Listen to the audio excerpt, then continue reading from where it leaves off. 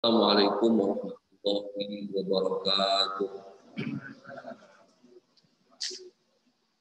Innal hamdalillah nahmaduhu wa nasta'inuhu wa nastaghfiruh wa nastahdi wa na'udzu billahi min syururi anfusina wa min sayyiati a'malina. May yahdihillahu fala mudilla lahu wa may yudlil falan tajida lahu waliyyan mursyida. Asyhadu an la ilaha illallah wahdahu la syarika lah. Lahul mulku wa lahul hamdu wa huwa ala kulli syai'in qadir. Wa asyhadu anna Muhammadan abduhu wa rasuluhu la nabiyya ba'dah. Laqad syahidna annahu qad ballagha risalah wa addal amanah wa nasaha lil ummah wa jahada fillahi haqqa jihadi wa tarakana alam hajjatil bayda lailuha kana hariha la yazighu anha illa halik. Allahumma salli wa sallim ala asyrafil anbiya'i wal mursalin Sayyidina Muhammadin wa ala alihi wa sahbihi wa man tabi'ahum bi ihsanin ila yaumiddin. Faqad qala Allah Ta'ala fil Qur'anil Karim, a'udzu billahi minasyaitonir rajim. Bismillahirrahmanirrahim. Tsumma awrasnal kitaba alladzi istafaina min ibadina. Faminhum zalimun li nafsihi wa minhum muqtasidun wa minhum sabiqun bil khairati bi idznillah dzalika huwal fadlul kabir. Wa fil hadits qala Rasulullah sallallahu alaihi wasallam hina jaa rajulun ila nabiy sallallahu alaihi wasallam faqala ya Rasulullah dulluni ala amali idza amiltuhu ahabbani Allah wa ahabbani an-nas. Faqala Rasulullah sallallahu alaihi wasallam izhad fid dunya yuhibbuka Allah wazhad fima indan nasi yuhibbuka an-nas.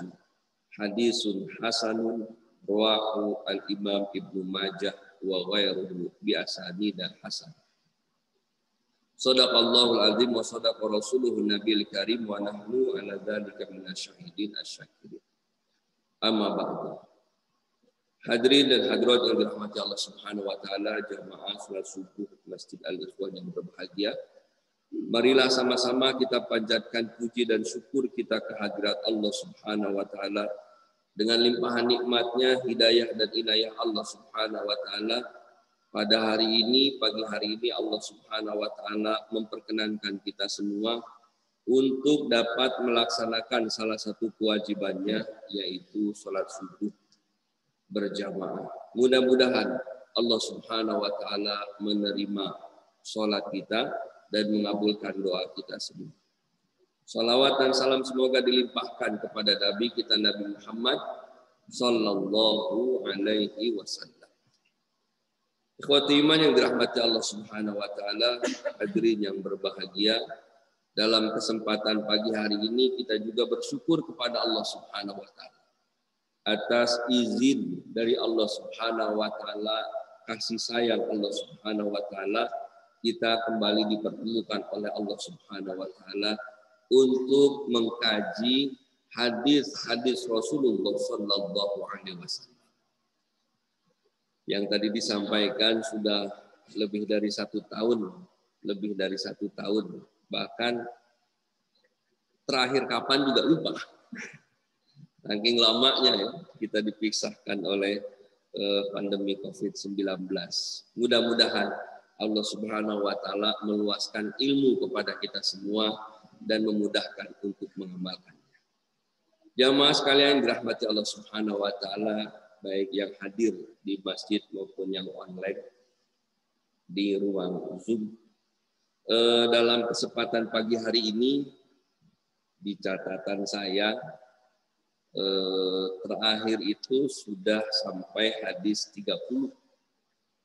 Jadi sekitar, bahkan kalau tidak salah 31 atau 32. Saya berkoordinasi dengan Pak Iwan, kita mulai aja dari 31. Nggak apa-apa sedikit mengulang, mudah-mudahan fa inna dzikra tanfa'ul mu'minin. pengulangan ini bisa bermanfaat bagi orang-orang yang beriman. Jadi sudah 30 hadis Bapak-bapak sekalian. 30 hadis kita bahas. Kurang lebih 30 bulan. Kurang lebihnya 30 bulan. Karena kan kajiannya sebulan sekali. 30 hadis 30 bulan. 30 bulan. Mudah-mudahan dari 30 hadis itu masih ada yang ingat. Kira-kira hadis apa yang sudah kita bahas? Enggak usah ngapalin lah ya. Kalau ngapalin Bapak-bapak mari kita hafal. Karena programnya memang tidak ada program menghafal hadis. Kalau ada program menghafal hadis, kira-kira selesainya jam 9 baru selesai. Kita baca, kita ulang-ulang, kita pelajari lagi. Sudah ada 30 hadis yang kita bahas. Paling tidak minimalnya ingat beberapa hadis di awal-awal. Yang pertama hadis tentang apa? Hadis tentang niat. Innamal a'malu binniyat. Masya Allah. Yang kedua hadis tentang rukun iman, rukun Islam, kemudian tentang ihsan. Tentang iman, Islam, ihsan, dan tanda-tanda hari kiamat. Ini hadisnya panjang dari Umar bin Khattab radhiyallahu anhu. Hadis yang ketiga tentang rukun Islam. Bunyal Islamu ala khamsin. Syahadati la ilaha illallah wa anna Muhammad Rasulullah al-hadis. Ada hadis yang menjelaskan tentang halal dan haram. Bagaimana batasan halal dan haram. Ada hadis yang melarang bahwa kita tidak boleh menambah-nambah dalam urusan agama. Ada hadis yang menjelaskan tentang anjuran dari Rasulullah Sallallahu Alaihi Wasallam, arahan dari Rasulullah Sallallahu Alaihi Wasallam kepada kita semua untuk menjauhi sesuatu yang tidak bermanfaat dan melakukan yang bermanfaat dan seterusnya dan seterusnya. Insya Allah pada pagi hari ini kita akan bahas hadis nomor 31. Jadi Bapak bisa baca hadisnya di rumah. Hadis ini, ikhwati yang dirahmati Allah Subhanahu wa taala, diriwayatkan dari Abul Abbas Sahal bin Sa'id As-Sa'idi. Diriwayatkan dari Abul Abbas Sahal bin Sa'id As-Sa'idi Al-Khazraji. Beliau seorang orang Al-Ansari dari kelompok golongan Ansor, sukunya suku Khazraj. Nama dulunya sebelum Sahal itu artinya mudah. Nama dulunya itu aslinya, nama awalnya, nama beliau adalah Hazanan atau Haznan. Haznan itu artinya sedih, orang yang sedih. Sehingga begitu Nabi mendengar Sallallahu Alaihi Wasallam, namanya siapa? Haznan. Namanya siapa? Sedih. Orang yang suka bersedih, orang yang suka nangis juga kalau sedih. Sehingga Nabi merubahnya menjadi Sahal, orang yang mudah, sehingga mudah melakukan amal. Karena nama itu mencerminkan doa. Nama mencerminkan doa. Sehingga Nabi Sallallahu Alaihi Wasallam merubah beberapa nama yang nama itu maknanya adalah nama yang negatif dirubah menjadi positif. Hazan bukan Hasan tapi Haznan, artinya sedih, dirubah jadi Sahal. Tapi Bapak jangan nanya ya kenapa namanya Suharsono, artinya apa? Itu nama pemberian orang tua. Karena saya yakin ketika orang tua kita memberi nama punya makna tersendiri, punya kisah tersendiri. Dan nama tradisi orang Indonesia namanya kan panjang-panjang, Bapak sekalian. Kalau orang Arab namanya biasanya singkat, cuman satu kata. Jadi kalau namanya Muhammad ya Muhammad aja. Namanya Abdullah, Abdullah aja. Namanya Abdurrahman, Abdurrahman. Namanya Ahmad, Ahmad. Kalau di kita kan Ahmad, panjang. Ahmad, Ihsan, Noval, Prawo, banyak, 4 suku kata.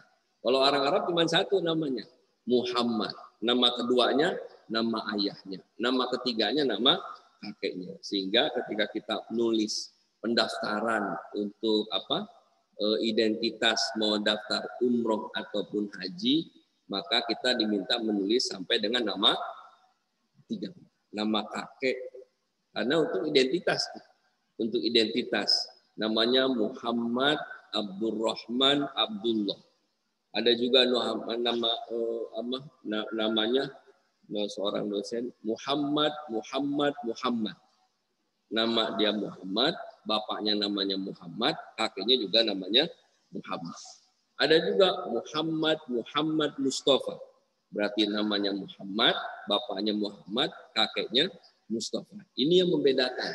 Sehingga waktu kami dulu di kampus itu di Al-Azhar itu satu kelasnya bukan 30-40 orang. Kadang satu kelasnya bisa ratusan orang. Maka dan tidak ada kewajiban absen. Begitu ada kewajiban absen, satu-satu dipanggil. Yang enak manggil nama orang Arab kan, Muhammad Abdullah Mustafa, Ahmad. Begitu masuk nama orang Asia, Muhammad, dimulai dari huruf alif. Asif, ini siapa namanya? Nama lagi Muhammad Ta'al ya Muhammad. Mana orang Indonesia, Malaysia sih? Panggil nama teman kamu satu-satu, absen semuanya. Suka kamu. Karena susah melafazkannya. Bapak Ibu yang dirahmati Allah Subhanahu wa taala, ini namanya Sahal bin Sa'ad As-Sa'idi. Beliau ketika Rasulullah SAW wafat, beliau itu usianya 15 tahun. Ia dan ayahnya termasuk kelompok sahabat. Sahabat itu artinya seseorang yang masuk Islam, bertemu dengan Rasulullah SAW dan wafat dalam keadaan Muslim.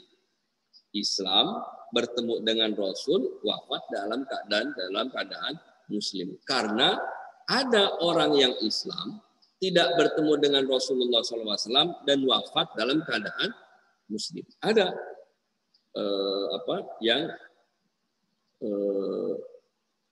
orang yang wafat dalam keadaan tapi tidak bertemu dengan Rasulullah Sallallahu Alaihi Wasallam. Contohnya siapa? Uwais al-Qarni. Beliau masuk Islam, mau datang pada hidup di zaman Nabi Sallallahu Alaihi Wasallam, sudah sampai ke Madinah, tapi tidak bertemu dengan Rasulullah SAW.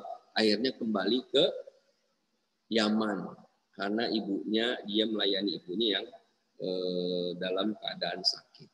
Cuman dia dijamin oleh Rasulullah SAW untuk masuk ke dalam surga.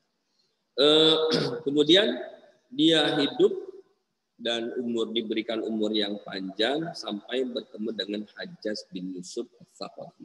Ini pada masa Umayyah dan wafat pada tahun 88 Hijriah. Yang usianya mencapai 100 tahun. Kemudian ia merawatkan hadis dalam kitab hadis berjumlah 188 hadis. Ini perawi dari hadis nomor 31. Sahal bin Sa'id As-Sa'idi. Ia berkata, Ja'a rajulun ila Nabi sallallahu alaihi wasallam. Seseorang datang kepada Nabi sallallahu alaihi wasallam. Lalu ia bertanya kepada Rasul sallallahu alaihi wasallam. Ia berkata kepada Rasulullah sallallahu alaihi wasallam, "Ya Rasulullah, wahai Rasulullah, dulluni ala amalin idza amiltuhu ahabbani Allah wa ahabbani an-nas."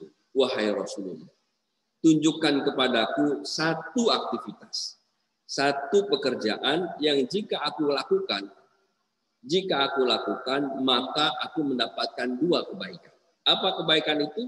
Yang pertama, ahabbani Allah.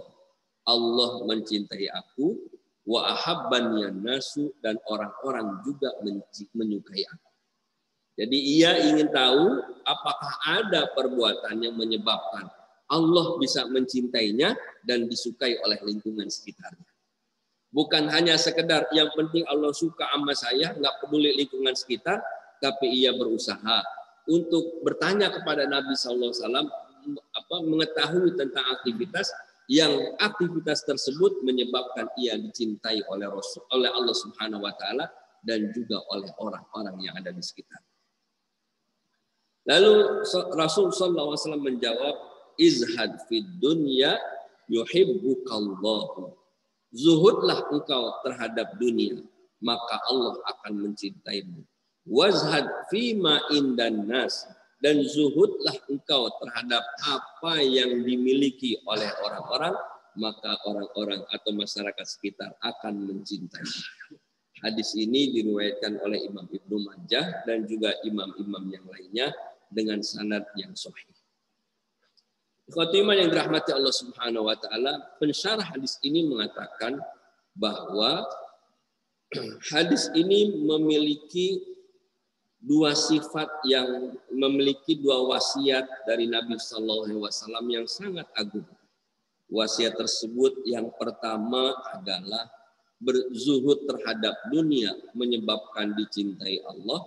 Zuhud terhadap apa yang dimiliki oleh manusia menyebabkan orang-orang dapat mencintainya. Sehingga banyak para ulama mengatakan walaupun hadis ini singkat, tapi hadis ini punya makna yang sangat besar. Disebutkan oleh pensyarah hadis ini, wa minal mu'aqid fil Islam annal insana la yakunu minas su'ada'il faizin fid daraini illa ba'da tahaqquqi min mahabbatillahi lahu ba'da an athara ma indahu minal akhirati baqiyati ala dunya al-faniyah.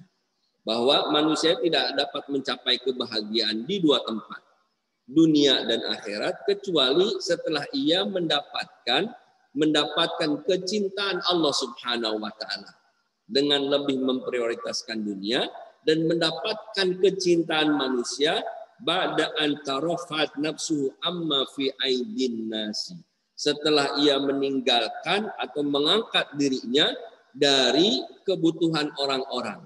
Jadi ia mencukupkan apa yang dimilikinya terhadap apa yang dimiliki oleh orang lain.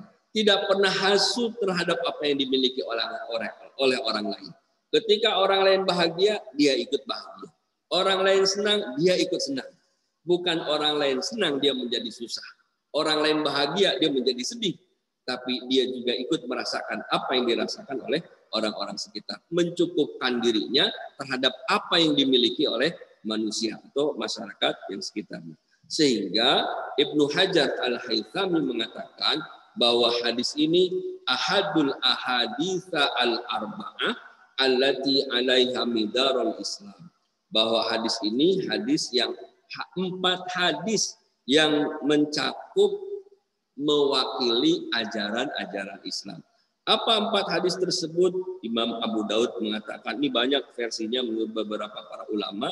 Salah satunya adalah yang disebutkan oleh Imam Abu Daud. Beliau mengatakan hadis-hadis itu adalah tentang yang pertama, tentang hadis al-halal wal bayyinu wal haramu bayyin yang sudah kita jelaskan.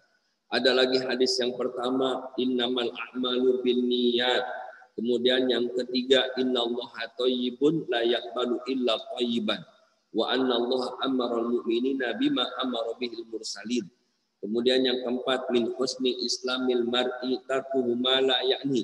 Tidak masuk Imam Abu Daud memasukkan dalam hadis ini. Imam yang lainnya mengatakan bahwa dalam satu riwayat disebutkan 4 hadis yang mewakili ajaran Islam itu. Yang pertama adalah innamal a'malu binniyat. Perbuatan itu tergantung dengan niatnya. Yang kedua, al-halalu bayyinu wal haramu bayyin. Halal itu jelas, haram itu jelas. Di antara keduanya ada umurun mustabihatun. Perkara-perkara yang syubhat. Yang dianjurkan dalam hadis tersebut terhadap perkara syubhat itu dijauhi. Jangan didekati. Ini bukan halal. Ini juga bukan masuk kategori haram. Tapi yang abu-abu, maka ia menjauh. Faman waqa'a fi syubhati faqad waqa'a fil haram. Siapa yang masuk dalam kategori syubhat, ia masuk dalam perangkap yang haram. Hadis yang kedua. Yang ketiga adalah hadis tentang meninggalkan perbuatan yang tidak bermanfaat. Dan yang keempat adalah hadis yang kita bahas pada saat ini, hadis tentang zuhud di dunia mendapatkan kecintaan Allah, zuhud terhadap apa yang dimiliki manusia mendapatkan cinta manusia. Jadi 4 hadis itu mewakili ajaran Islam, mewakili ajaran Islam. Seputarnya tidak seputar seperti itu. Ikhwatul iman yang dirahmati Allah Subhanahu wa taala, pensyarah hadis ini mengatakan apa yang dimaksud secara bahasa, apa yang dimaksud dengan ahabbani Allahu wa ahabbani nasu. Allah mencintai aku dan manusia mencintai aku. Maknanya seperti apa? Maka beliau mengatakan bi iradati thawabi wal ihsan. Ahab wa ahabbani nasu madu ila mailan tabi'iyan li anna mahabbatuhum tabi'atun li mahabbatillahi. Fa idza ahabbahu Allahu alqa mahabbatahu fi qulubi khalqihi. Bahwa yang dimaksud dengan Allah mencintai aku adalah ingin mendapatkan pahala dan kebaikan dari Allah Subhanahu wa taala. Sementara yang dimaksud mencintai orang, dicintai oleh masyarakat adalah malu ila mailan tabi'iyan.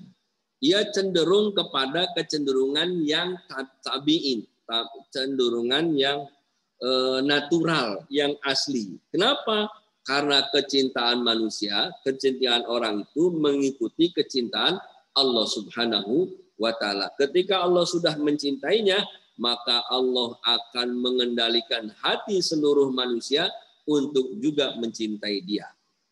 Hingga disebutkan dalam surat Maryam, dalam surat Maryam ayat 97, A'udzubillahi minasyaitonirrajim, innalladzina amanu wa amilus solihati sayaj'alu lahumur rahmanu wudda. Sesungguhnya orang-orang yang beriman dan beramal soleh, maka Allah akan menjadikan bagi mereka kecintaan. Jadi kalau sudah mendapatkan cinta Allah, maka Allah akan balikkan hati semua untuk mencintai orang tersebut.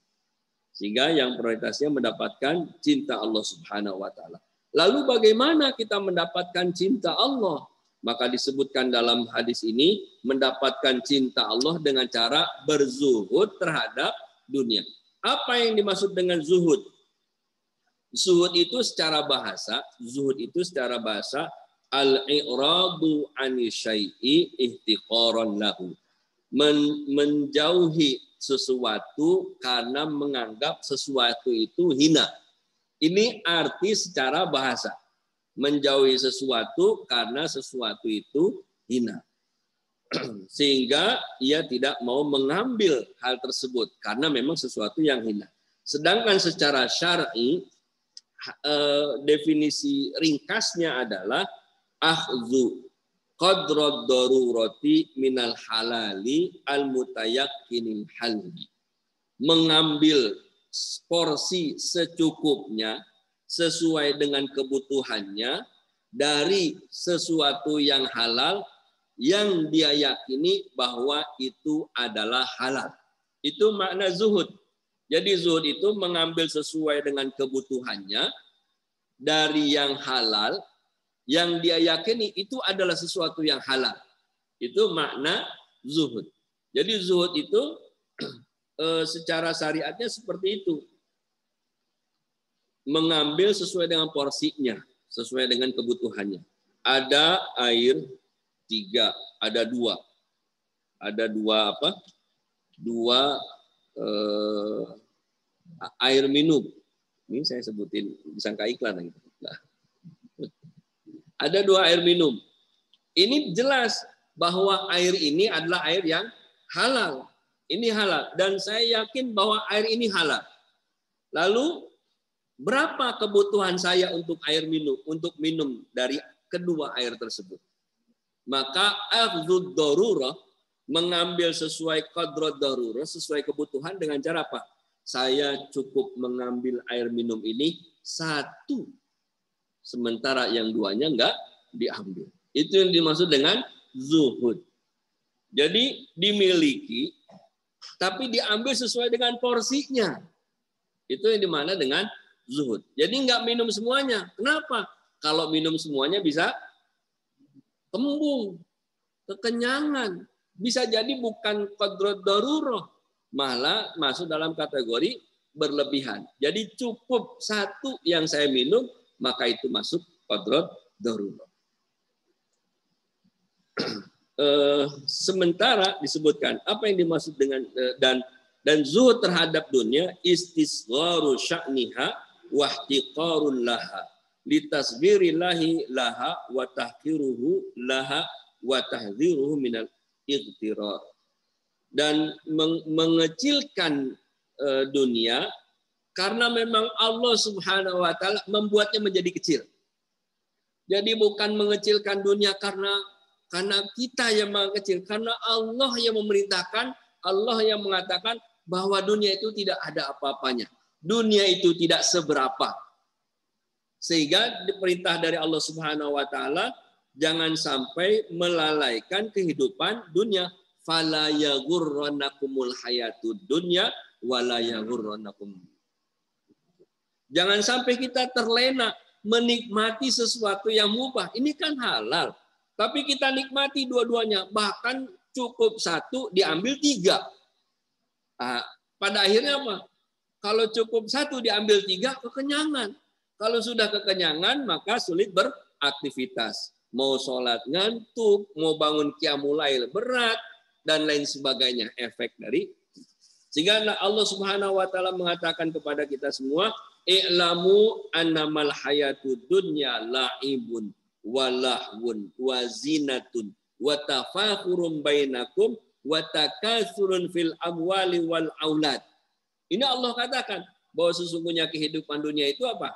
La'ibun, main, permainan. Lahwun, ya, perbuatan yang seperti itu, bersenang-senang. Wa zinatun, perhiasan. Wa tafakhurun bainakum, kalian saling bangga terhadap apa yang dimiliki oleh kalian. Ini Allah yang mengatakan. Sehingga kita memang terbukti bahwa kita bangga terhadap apa yang kita miliki. Tabiatnya begitu. Bukan, memang tabiat manusia begitu, punya merasa bangga. Tafakhurun bainakum, bahkan wa takatsurun fil amwali wal aulad. Kalian saling berlomba-lomba memperbanyak harta dan juga banyak. Berarti kita bangga. Lihat tuh, saya punya sesuatu yang bagus. Nanti nggak punya deh, pokoknya susah deh nanti punya. Saya yang paling punya tuh. Takatsurun fil amwal wal aulad. Itu tabiat dunia. Sebuah permainan. Karenanya ketika orang berobsesi hanya untuk kepentingan dunia, menghalalkan segala cara yang tidak boleh dijadikan boleh, yang halal dijadikan haram untuk kepentingannya, maka termasuk dalam kategori orang yang memprioritaskan kehidupan dunia. Padahal dunia itu hanya sebuah permainan. Dunia itu hanya sementara. Yakin Bapak Ibu yang dirahmati Allah Subhanahu wa taala, sementara. Kalau orang itu bahagia saat ini, bahagianya sementara. Kalau dia sengsara saat ini, sengsaranya sementara. Berapa banyak susah kalau di dunia? Seumur dia di dunia. Tapi kalau susah di akhirat, selama-lamanya. Berapa banyak ia menikmati kebahagiaan di dunia selagi masa hidup. Berapa lama dia akan berkuasa di dunia? Masih hidup. Kalau sudah mati, nggak ada. Fir'aun berkuasa luar biasa. Dia bisa mengerahkan segala, bahkan dia punya donatur yang juga kaya, membiayai aktivitas seluruh kekuasaannya. Tapi hidupnya nggak lama. Bahkan Allah Subhanahu wa taala matikan dia dalam keadaan hina. Wafatnya di mana? Di laut. Yang dia bilang, ana rabbukumul a'la. Nggak ada yang bisa ngalahin saya. Bahkan saya adalah Tuhan. Semua dilawan. Nabinya juga dikejar. Nabinya dibunuh. Orang-orang yang mencintai Allah dikejar semuanya. Mau dibunuh. Tapi dia habis oleh kekuasaannya sendiri. Merasa dijaya, merasa luar biasa. Masuk ke laut. Allah tenggelamkan di laut. Apa yang bisa dilakukan di laut? Enggak ada. Sehingga pada saat itu ia mengatakan amantu bi rabbi Musa. Aku beriman dengan Rabbnya Nabi Musa. Tapi situ selesai. Enggak ada yang kayak begini taubat di saat dia sudah sakaratul maut. Ikhwati iman yang dirahmati Allah Subhanahu wa taala. Para ulama mendefinisikan zuhud beberapa definisi. Dan semuanya kembali pada definisi yang diberikan oleh Imam Ahmad dari Abu Idris Al-Khawlani. Ia berkata, "Laisa zuhada fid dunya bitahrimil halali wala idha'atil mali. Innama zuhada fid dunya an takuna bima fi yadillahi aw thaqun minka bima fi yadika. Bima fi yadika. Fi yadaika wa idza usibta musibatan kunta asyaddu darajaan li ajriha wa dhukhriha min iyaha law baqiyat laka." Zuhud itu bukan dengan mengharamkan yang halal, bukan juga dengan menghilangkan harta. Tapi zuhud di dunia adalah keadaanmu di sisi Allah lebih engkau yakini dibandingkan dengan apa yang ada di tanganmu. Di sisi Allah lebih diyakini daripada apa yang kita miliki. Dan jika engkau mendapatkan musibah, engkau lebih berharap pahala dari Allah Subhanahu wa taala terhadap musibah tersebut dan apa yang tersisa dari apa yang engkau miliki. Ini zuhud, sehingga para ulama mengatakan dari definisi ini maka ada 3 hal tentang zuhud itu. Yang pertama adalah an yakunal abdu fi yadillahi awsaqun bima fi yadi nafsihi. Seorang hamba itu merasa apa yang di sisi Allah lebih yakin, lebih percaya dari apa yang ada di sisi Allah Subhanahu wa taala dibandingkan dengan apa yang dia miliki. Itu zuhud. Ya. Di dua air, dia yakin bahwa air yang dia miliki ini, air yang dia miliki 2 atau 3 gelas ini bisa jadi porsinya cuma buat saya itu cuma 1. Ini hakikatnya bukan milik saya, tapi hakikatnya adalah milik Allah Subhanahu wa taala. Kapan saja Allah mau, bisa Allah ambil semuanya. Bahkan kalau Allah mau mengambil sebagian dari raga yang saya miliki, Allah pun mampu mengambilnya. Jadi yakin bahwa ini kalau mau diambil sama Allah, ambil. Sehingga ketika ia yakin bahwa yang dimiliki, yang ia miliki sesungguhnya adalah milik Allah Subhanahu wa taala, yakin terhadap apa yang dimiliki oleh Allah Subhanahu wa taala. Ketika ada orang meminta, datang orang, dia juga dalam keadaan haus, dia lihat mungkin bisa jadi orang itu nggak minta, cuman diem aja, lemes. Maka dia lihat, jangan-jangan dia haus. Maka diambil 1 untuk porsinya, maka 1 lagi diberikan kepada orang lain. Itu bukti bahwa ia yakin terhadap apa yang dimiliki oleh Allah Subhanahu wa taala. Bukan 1 diambil, sebentar kalau diambil kira-kira dapat lagi nggak ya? Nyarinya aja susah. Gimana ntar kalau ngasih nih? Jangan-jangan nggak dapat lagi. Begitu. Tapi kalau perlu ini diambil, saya ngambil walaupun saya perlu 1, tapi nampaknya saya cukup setengahnya aja. Setengahnya saya kasih ke tempat yang lain. Itu meyakini apa yang ada di sisi Allah Subhanahu wa taala. Dan disebutkan dalam keyakinan itu. Maka dengan keyakinan itu dia yakin bahwa Allah Subhanahu wa taala menjamin rizki seseorang. Wa ma min dabbatin fil ardi illa 'alallahi rizquha. Tidak ada satupun makhluk di dunia ini kecuali Allah jamin rezekinya. Kita manusia, makhluk yang dimuliakan Allah. Jangankan manusia, hewan yang ada di dalam tanah aja dikasih rezeki sama Allah. Hewan yang ada, ikan-ikan kecil yang ada di laut diberikan rezeki oleh Allah Subhanahu wa taala. Apalagi kita sebagai manusia. Wa fis samai rizqukum wa ma tu'adun. Kemudian yang kedua, kalau mendapatkan musibah, maka yakin bahwa musibah itu dari Allah dan berharap pahala dari Allah Subhanahu wa taala. Sehingga kalau dapat musibah doanya apa? Allahumma ajirna fi musibati. Ajirni fi. Ya Allah, berikan pahala terhadap musibah yang menimpa kepadaku. Jadi minta pahala dari Allah Subhanahu wa taala.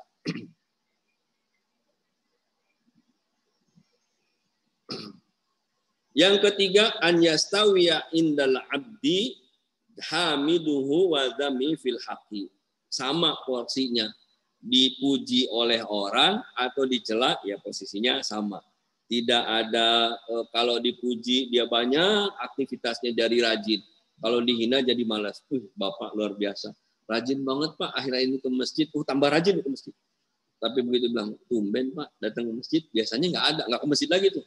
Bilang ke masjid, dibilang tumben. Harusnya disupport kayak gitu, didukung kayak. Baru datang ke masjid, tumben Pak, kelihatan di masjid Pak. Oh, orang ke masjid dibilang tumben. Habis gitu dibilang, kok nggak ke masjid lagi, ditanya sama istrinya. Enggak, baru ke masjid. Di jamaah pada bilang tumben-tumben semua. Kayaknya kita paling hina nih kalau ke masjid. Jadi malah nggak ke masjid. Dibilang tumben malah nggak ke masjid. Jadi ketika orang bilang tumben, oh ini motivasi. Terserahlah mau dibilang tumben kek, mau enggak kek, yang penting saya ke masjid karena Allah Subhanahu wa taala. Itu zuhud tuh. Mana zuhud tuh seperti itu. Jadi bukan berarti menghilangkan harta, udah punya sendal, ini biarinlah saya nggak pakai sendal. Yang penting saya zuhud gitu. Sendalnya nggak dipakai, sampai ke masjid kotor Pak, cuci kaki dulu. Nggak boleh ke masjid karena kakinya kotor. Tapi zuhud itu maksudnya salah satunya adalah itu. Dipuji, dihina. Imam Hasan Al-Basri bahkan mengatakan az-zahidu alladzi idza ra'a ahadan huwa afdalu minni. Orang zuhud itu kalau dia lihat seseorang, Masya Allah, orang itu lebih soleh daripada saya. Orang ini lebih baik daripada itu zuhud. Jadi bukan begitu ngelihat orang, dia baru ke masjid, dia belagu ke masjid. Bukan. Tapi begitu lihat, Masya Allah, orang ini lebih soleh. Begitu lihat orang yang lebih tua, langsung dipikir, dia banyak banget pahalanya dibandingkan saya. Lihat orang yang masih muda, ya Allah, dia dosanya masih dikit, sementara saya dosanya udah banyak. Itu zuhud. Bukan lihat yang masih muda, tahu apa sih kata anak-anak. Saya ini lebih banyak makan asam sama garam. Oh, Bapak asam dong, gitu. Asin dong. Jadi begitu lihat yang muda, dilihat, oh dosanya masih sedikit, saya dosanya udah banyak. Lihat yang udah tua, pahalanya banyak dibandingkan saya. Itu makna zuhud.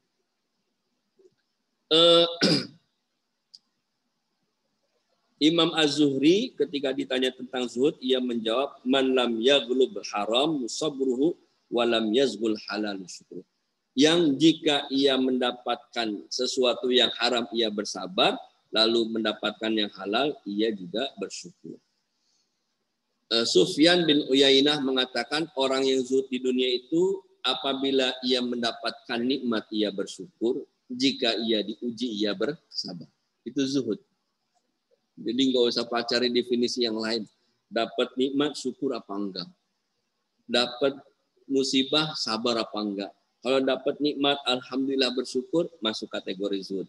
Dapat musibah ia bersabar masuk kategori orang yang zuhud. Ini definisi para ulama tentang zuhud. Ulama tentang zuhud. Jadi bukan yang mengharamkan yang halal, bukan juga menghilangkan harta. Sehingga para ulama juga membagi zuhud itu menjadi 3 bagian. Yang pertama,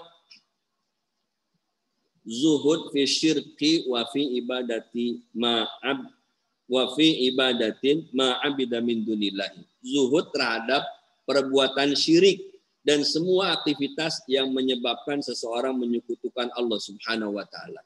Yang kedua, zuhud fil haram dan terhadap semua perbuatan maksiat. Dan yang ketiga, zuhud terhadap yang halal. 2 dari bagian tersebut hukumnya wajib, sementara yang ketiga itu bukan yang wajib. Zuhud terhadap yang halal tadi, ini kan halal, cuman dicukupin 1. Ini enggak wajib menurut sebagian ulama. Tapi yang 2 terhadap syirik dan perbuatan yang haram itu harus ditinggalkan. Tidak boleh berbuat syirik, tidak boleh mendekati sesuatu yang haram. Kemudian Ibnu Mubarak juga mendefinisikan, membagi zuhud terhadap 3. Yang pertama adalah engkau ikhlas beramal karena Allah Subhanahu wa taala dan tidak menginginkan kehidupan dunia. Yang kedua, engkau tarku ma la yasluhu wal amal bima yasluh. Engkau meninggalkan perbuatan yang tidak ada maslahatnya dan melakukan aktivitas yang ada manfaatnya. Kalau ada manfaatnya kerjain, nggak ada nggak usah dikerjain. Kemudian yang ketiga, al-halalu an yazhada fihi wa huwa tatawwu wa huwa adnah. Terhadap yang halal engkau berzuhud dan ini sifatnya tatawu dan ini paling rendah dari zuhud. Ikhwati iman yang dirahmati Allah Subhanahu wa taala, bagaimana orang-orang yang zuhud, aktivitas orang yang zuhud? Maka aktivitas orang yang zuhud ini ada 4.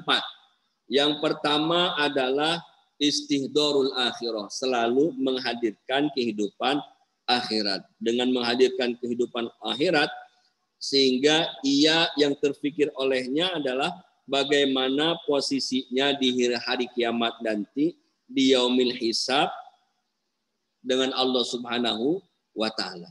Dalilnya adalah hadis dari Harisah.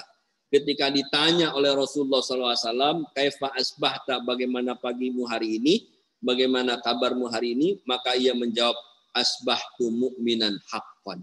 Aku pagi hari ini menjadi seorang muslim sejati. Lalu kata Nabi, inna likulli mu'minin haqqun haqiqatan. Fama haqiqatu iman. Setiap mukmin itu punya hak, punya hakikat sejati imannya. Sekarang apa bukti imanmu yang sejati? Maka ia menjawab, soroftu nasi ani dunia.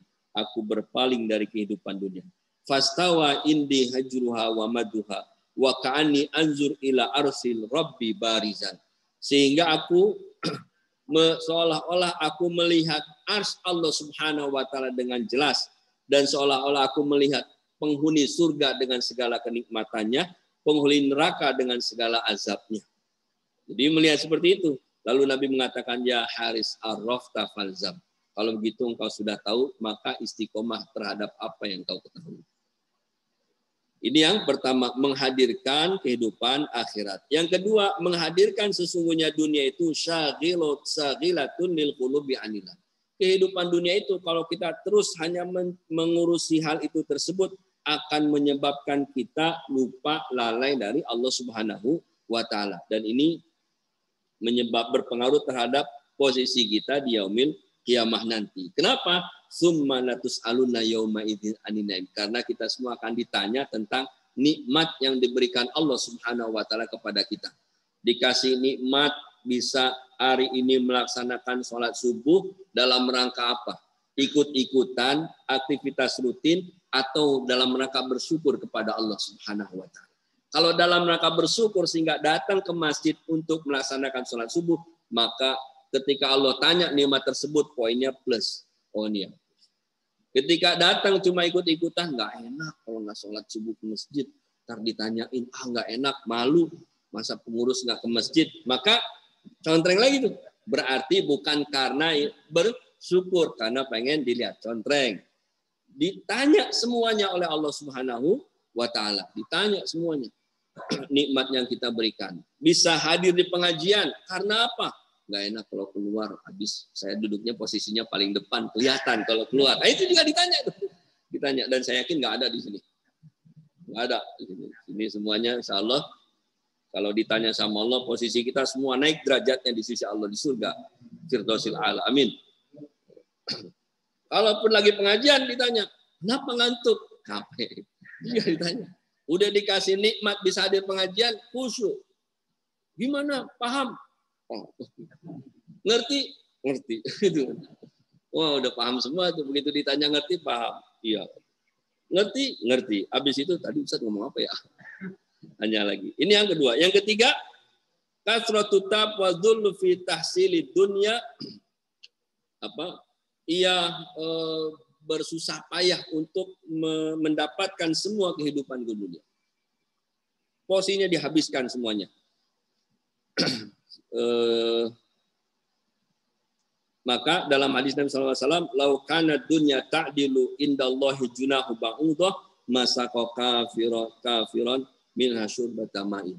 Ketika dia mengupayakan kehidupan dia, maka dia tujukan kehidupan tersebut untuk apa? Untuk kehidupan akhirat. Sehingga Nabi mengatakan, kalaulah seorang itu tahu bahwa dunia di sisi Allah itu sama seperti sayap nyamuk, satu sayap nyamuk, sayapnya ada dua nih. Kalau satu nggak bisa terbang, sayapnya ada dua, tapi dunia itu sama satu sayap nyamuk. Maka seorang kafir pun tidak akan mencari hanya untuk sekedar minum dari kehidupan dunia. Kalau paham bahwa itu hanya satu. Kemudian yang keempat, menghadirkan dunia bahwa dunia ini mal'unatun. Dunia itu hina.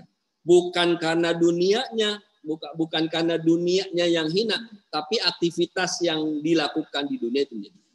Hadis Nabi SAW mengatakan dari Abu Hurairah, ad-dunya mal'unatun mal'unun ma fiha. Dunia itu mal'unatun mal'un. Dunia itu terlaknat dan dilaknat terhadap apa-apa yang ada di dalamnya. Kecuali, kata Nabi, zikrullah, mengingat zikir kepada Allah, wa mawalahu, dan mencintai, menolong orang-orang yang mau berwala kepada Allah Subhanahu wa taala. Au alimun au muta'allimun, atau orang yang mengajar atau orang yang belajar.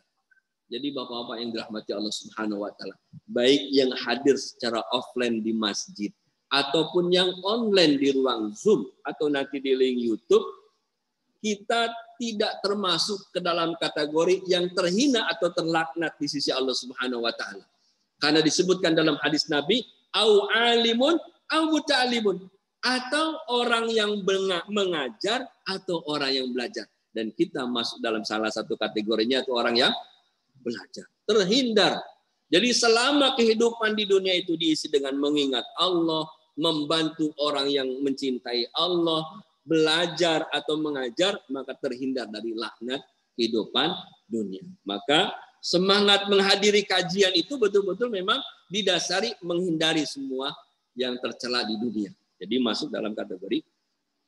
Bahkan dalam hadis yang lain disebutkan, kun aliman au muta'alliman au mustami'an au muhibban fala takunil khamisata fatahlika. Kata Nabi, jadilah engkau aliman, orang yang mengajar, au muta'alliman, atau orang yang belajar, au mustami'an, atau orang yang menyimak.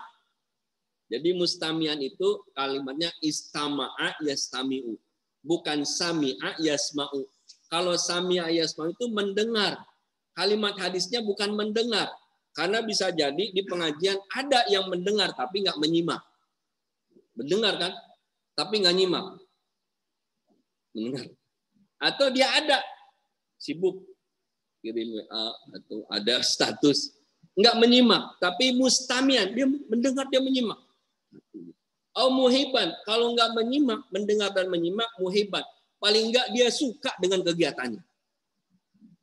Ada pengajian, hadir enggak, ngajar enggak, dengerin enggak, suka juga enggak, pengajian mulu, kegiatannya nggak ada yang lain apa?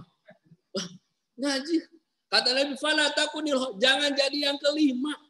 Karena yang kelima itu yang menyebabkan binasa. Ada pengajian bukannya didukung, nggak usah dukung pakai uang, saya nyumbang nih, nggak usah, cukup nggak bisa hadir enggak. Saya support kegiatan masjid, cakep banget pengajiannya banyak, cakep banget kegiatannya, bagus banget. Ayo adain lagi pengajian, Sabtu Minggu hadir semua. Nanti motivasi orang untuk hadir. Paling tidak suka dia menjadi orang yang mencintai. Jangan sampai ngaji enggak, dengerin enggak, suka juga enggak. Tolong dong jangan banyak kegiatan. Kalau kegiatan supaya kerjaan keluar berisik. Orang mau tidur habis subuh capek nonton bola berisik deh. Jadi fala takun bisa dikomentarin, orang pengajian dikomentarin. Ngajinya temanya itu mulu, hadir enggak, nyimak enggak, ngina mulu. Jadi mau jadi apa kalau begitu kan? Nah, kata Nabi jangan tuh yang kelima, tapi harus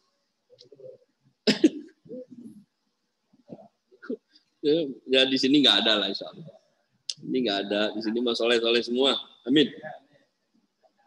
Kemudian yang terakhir ini udah jam 6. Kata Imam Ibnu Rajab Al-Hambali, manusia di dunia itu terbagi menjadi dua. Yang pertama adalah orang mengingkari kehidupan setelah kematian. Mengingkari kehidupan akhirat. Ini jenis yang pertama.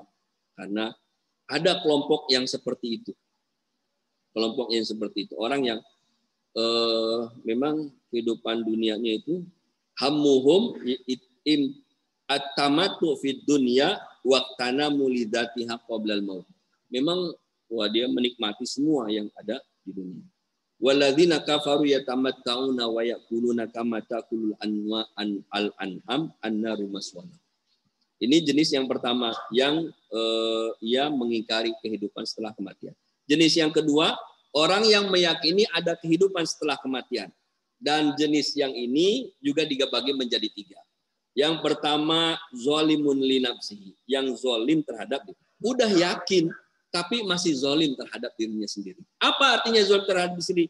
Yakin bahwa Allah itu ada nikmat di dunia, di akhirat nanti, ada surga, ada neraka, tapi tidak melakukan aktivitas yang menyebabkan masuk ke dalam surga. Apa yang menyebabkan dia ke dalam neraka? Kan orang pilihan. Sehingga ketika seseorang itu ada perintah sholat, ia tidak sholat, maka ia sama dengan menzolimi diri sendiri. Zolimun li nafsihi. Ini kelompok yang pertama. Kemudian kelompok yang kedua adalah muktasidun, orang yang tengah-tengah. Terkadang ke sini, terkadang ke sini. Orang yang tengah-tengah. Kadang dia zolim, lagi ingat-ingat, lagi enggak. Lagi rajin sholat, lagi enggak sholat. Ini kelompok yang kedua. Sehingga kata Allah, innallaha idza habba 'abdan hamahu minad dunya kama yazul ahdukum yahmi saqimahu minal mai. Allah itu jika mencintai seorang hamba, ia menjaganya dari dunia. Seperti seseorang yang menjaga kesehatannya, seorang yang menjaganya dari rasa sakit. Kalau orang kata Allah innallaha la yahmi 'abdahu minad dunya wa huwa yuhibbuhu kama tahmuna maridakum ta'ama wa syarab takhafuna alaihi. Kita itu kalau mau makan minum kan khawatir tidak makan sesuatu takut sakit. Saya makan ini biasanya apalagi sekarang kan mulai ada beberapa makanan yang sebagian orang bisa jadi nggak boleh. Orang yang asam urat gitu kan, kalau dia makan emping, makan kangkung, maka dia akan sakit. Maka ketika dia tidak makan kangkung, tidak makan itu, tidak makan emping karena ada asam urat, dia khawatir sakit. Seperti itulah Allah menjaga hambanya dari kehidupan dunia. Jadi sama dianalogikan kepada kita. Kemudian yang ketiga, sabikun bil khairat, orang-orang yang ia paham kehidupan dunia sehingga ia mencukupi apa yang dimilikinya. Dan inilah makna zuhud di dalam kehidupan dunia. Zuhud kehidupan dunia. Ikhwatul iman yang dirahmati Allah Subhanahu wa taala, hadirin yang berbahagia, sudah jam 6, baru satu jenis yang kita bahas, zuhud terhadap dunia. Baru satu jenis. Jadi belum masuk pada zuhud terhadap apa yang dimiliki orang-orang. Kita lanjut atau kita cukup? Cukup dulu ya. Kita sampai jam berapa tadi? Jam 8. Enggak. Jam 7 ya, jam 6 ya. Baik. Ini kita cukupkan dulu sampai di sini insyaallah. Kita masih hadis 31. Masih hadis 31, bab yang pertama zuhud di dunia. Jadi kita paham bahwa zuhud di dunia itu bukan dengan meninggalkan apa yang kita miliki dari harta yang kita miliki, bukan dengan mengharamkan yang halal, tapi mencukupkan porsi. Boleh nggak kita punya harta yang banyak? Boleh. Boleh nggak kita punya kekayaan? Boleh. Punya mobil? Boleh. Punya rumah? Boleh. Tapi berapa porsi yang cukup buat kita, itu yang kita ambil. Sisanya kita buat sedekah kepada yang lain. Tabungan untuk hari akhirat. Dia yakin bahwa apa yang dimiliki sesungguhnya milik Allah Subhanahu wa taala. Ketika diminta oleh Allah, mudah untuk memberikannya, mudah mendistribusikannya. Sehingga banyak orang bilang zuhud itu meletakkan dunia di dalam tangan, bukan di dalam hati. Kalau diminta tinggal ngasih, diminta tinggal ngasih. Ikhwatul iman dirahmati Allah Subhanahu wa taala, Bapak Ibu yang dirahmati Allah Subhanahu wa taala, inilah yang dapat saya sampaikan pada pagi hari ini. Mudah-mudahan apa yang disampaikan tadi ada manfaatnya, khususnya bagi saya pribadi, umumnya bagi jamaah sekalian. Yang benar dari Allah Subhanahu wa taala, yang salah dari saya pribadi. Terima kasih atas segala perhatian. Mohon maaf jika ada hal-hal, kata-kata yang kurang berkenan. Mari sama-sama kita tutup kajian kita pada pagi hari ini dengan membaca istighfar dan hamdalah. Astaghfirullahaladzim, alhamdulillahirabbil alamin, serta doa penutup majelis. Subhanakallahumma bihamdik, asyhadu an la ilaha illa anta, astaghfiruka wa atubu ilaik. Wallahu a'lam bishawab. Wa sallallahu ala sayyidina Muhammadin wa ala alihi wa sahbihi wasallam. Assalamualaikum warahmatullahi wabarakatuh.